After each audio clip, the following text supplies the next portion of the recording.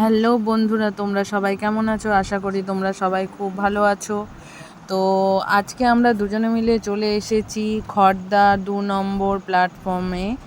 কেন ২ নম্বর প্ল্যাটফর্মে আজকে আমরা চলে এসেছি একটু পরেই তোমরা সেটা বুঝতে পারবে। আজ হচ্ছে স্বাধীনতা দিবস। তো স্বাধীনতা দিবসে দিন আজ সবাই তো ঘুরতে যায়, তা আমরা এসছি একজনের সাথে দেখা করতে।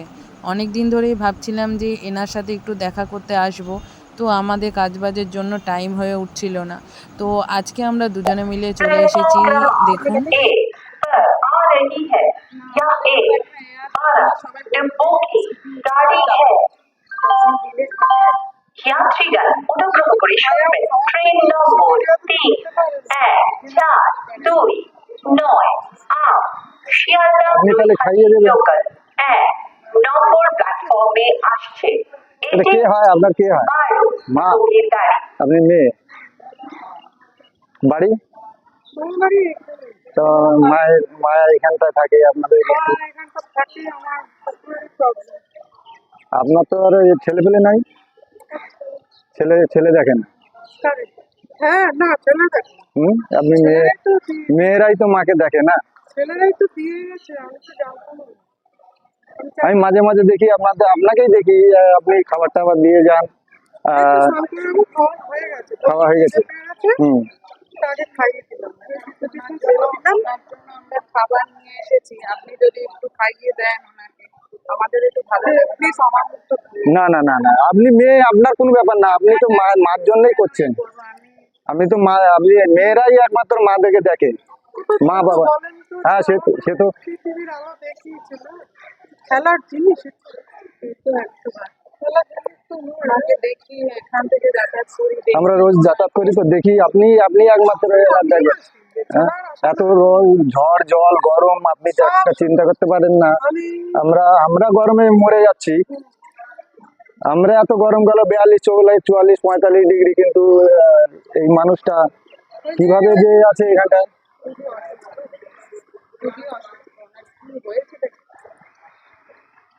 হয়নি। বাবা অ্যাকচুয়ালি প্রায় 7 বছর আগে আমার কাছে চলে এসেছে, ঠিক আছে? চলে আসার পরে তখনই ছেলেরা খুব দেখছে। একটাই ছেলে? না, 3 ছেলে। 3 ছেলে? আরে একটা না একটা তো দেখা উচিত। আমি একাই মেয়ে। হ্যাঁ, তারপরে আমাকে বিয়ে দিয়ে দিল। আমি তো শ্বশুরবাড়ি সংসার করছিলাম, এবার শ্বশুরবাড়িটা তো আমার একটা প্রপার্টি না, হ্যাঁ সে তো বুঝি। তা আমরা সব এক পরিবার। মানে আপনার পরিবারের শ্বশুর বাড়ি? মাসি হাঁটা চলা করতে পারে না না, করতে পারে না, কথাটা তো বলে আমি ছাড়া কেউ করছে না। আচ্ছা, সেটাই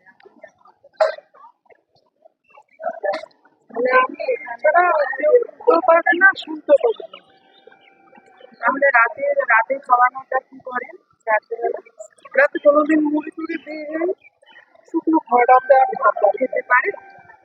হ্যাঁ, মুড়িটা খায়, খাবার যেটা ভাত যেটা খেতে পারে, ভাতটা খেতে পারে। তাহলে আমরা নেক্সট যখন আসবো তখন তরল খাবার। আপনি কখন আসবেন?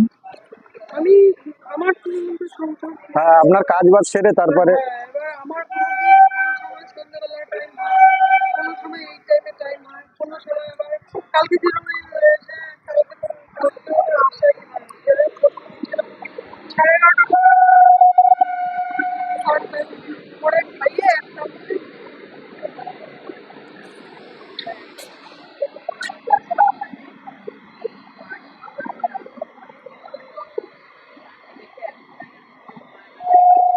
সত্যি এই মানুষটাকে দেখে এতটাই মায়া লাগে আমাদের।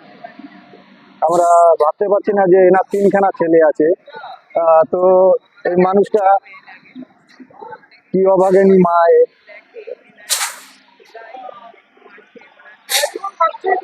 আবার আমরা জানি আমরা কাউকে কিছু সাহায্য করতে পারি না, তবুও যেটুকু পারি মানসিক সান্ত্বনা আছে, আমরা যদি একটু দিতে পারি। তো এই মাসিমাটার জন্য আমরা কিছু খাবার নিয়ে গেছি ওনাকে, ওই জল, একটু ফুটি আর একটু পোলাও, চিকেন কষা। তো ওনার জন্য নিয়ে গেছি। ওনার মেয়েকে বললাম যে একটু খাইয়ে দিতে, তা ওনার মেয়ে বলল যে একটু আগেই খেয়েছে, তাই এখন খাবে না, ওটা উনি পরে খাইয়ে দেবে। তা এনার কাহিনীটি হচ্ছে ওনার 3টে ছেলে, একটাই মেয়ে। তা উনি এমনই অভাগা মা যে ছেলেরা মাকে প্ল্যাটফর্ম স্টেশনে ছেড়ে দিয়ে গেছে, মেয়েই দেখভাল করে, মেয়ে তার বাড়িতে রাখতে পারে না, অনেক কষ্ট আছে তার মেয়ের। যার যার সংসারের ব্যাপার, যাই হোক, মেয়ে ওনার নিজের সংসার সামলে তবুও আসে মাকে সারাদিনে খাওয়া দাওয়া, ওনার স্নান করানো, ওনাকে দেখভাল করা, মেয়েই এসে দেখে, মাকে খাইয়ে দিতে হয়। উনি কথা বলতে পারে না, শুধু ফ্যালফ্যাল করে সবার দিকে তাকিয়ে থাকে।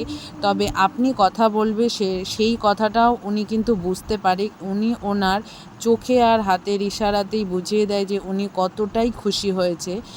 কোনো খাবার, আমরা যে ওনাকে খাবার দিয়ে যে আমরা একটা পুণ্য কাজ করছি সেটা কিন্তু নয়, আমাদের ওনাকে দেখে আমাদের এতটাই খারাপ লেগেছে, তাই ওনার কাছে গেলাম ওনার সব কিছু জানার জন্য যে হ্যাঁ, কেন উনি এই স্টেশনে এইভাবে পড়ে আছে, আর ওনার মেয়ে ওনাকে কেন বাড়িতে নিয়ে রাখতে পারে না।